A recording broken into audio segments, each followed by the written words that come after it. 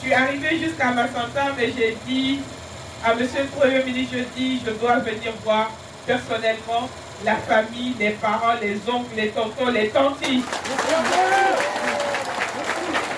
Simplement parce que Bola doit faire du 100% dans les meilleurs délais.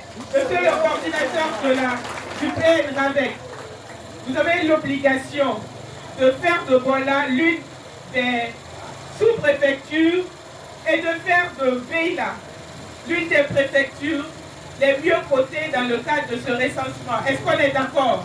Oui. Est-ce qu'on est d'accord? Oui. Il faut que Bola se fasse recenser de Aba à Zaoro. Oui. Donc tout le monde doit être recensé. Oui. Vous savez pourquoi?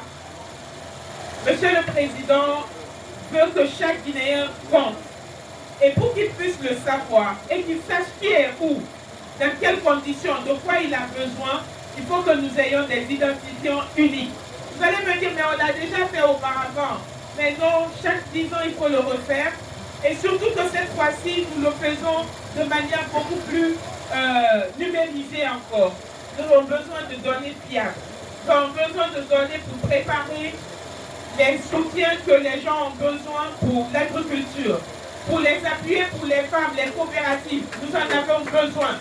Pour les femmes qui doivent aller accoucher, on a dit que l'accouchement était gratuit, n'est-ce pas? Oui. Mais quand vous allez dans les centres, quand il n'y a pas d'équipe d'accouchement, vous n'allez pas être dans les meilleures conditions. Donc on a besoin de savoir quelles sont les femmes qui sont en âge de procréer, quelles sont les femmes qui ont besoin de ces kits pour que les éléments puissent arriver à temps.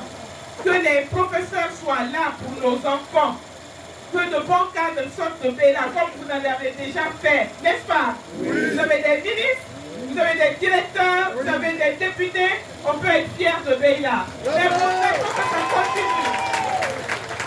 Il faut que ça continue, il faut que ça continue. Bola doit compter, Béla doit compter, tous les districts.